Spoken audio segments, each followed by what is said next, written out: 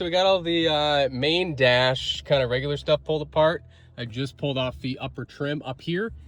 Next is to remove the few 7mm bolts that are left. Hopefully then we can remove the dash pad, the airbag, and then get to our bastard damper motor, which is back in here. So let's see how we're gonna remove the 2 bolts that are here. I did already pull the one off of this side, but these are at the bottom of the airbag, and they're holding this whole pad cover in, or at least I'm hoping so. Sweet, yeah. This will now pull out. So we'll get this out of the way. We got the airbag unplugged. Battery, obviously make sure you disconnect just in case.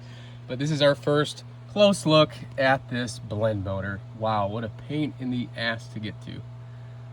But yeah, let me get this changed out. I got the new one on the bench. And then I'll try and lightly put this back together and test it, because I'd hate to put it back together and then still have faults. So obviously there's a lot that's disconnected, but I gotta try and piece it back together as much as possible. Don't want to fuck anything up, so be right back. We got our screws out here. We're gonna slide this back. Hopefully I can weasel this out. There she is. I don't know how far back. Okay. Look for the connector. There she is. Get this unplugged. Okay. So here is our recirculation door motor. So let me go get the new one, and we'll work on putting the new one next to our old one here. So they did update the part number, so hopefully that means this one's not going to you know, fuck off, but we will see. So let's work on getting this put back in and getting the dash put back together. Man, what a pain. Pop this apart. The only thing that really stands out to me is this little worm gear here. So it appears to be like a brass, and the mating gear to it is just super sharp and pointy. I'm gonna get to these bolts. I was using my little 1/4" T20 with a small extension and like a 4-incher, and then I'm able to go around this on the back side to get to the fastener here.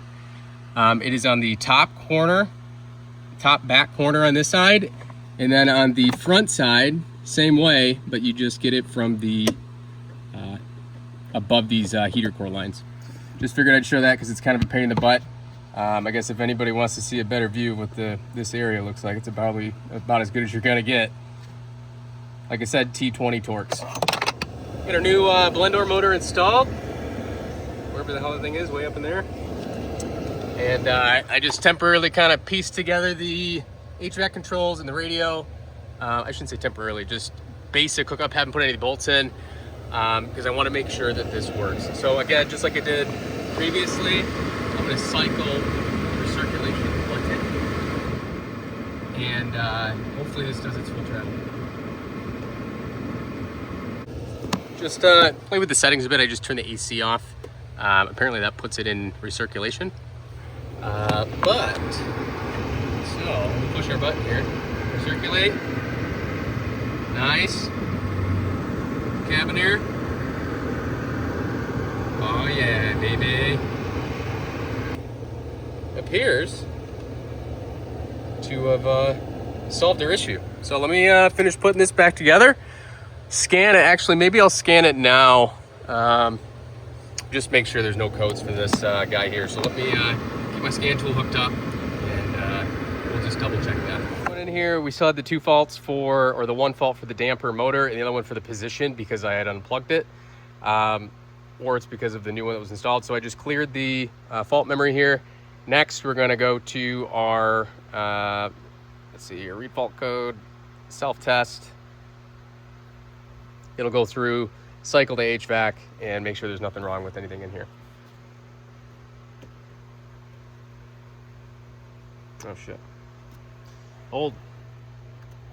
Helps if I have the power on. Retest. Awesome. Pass.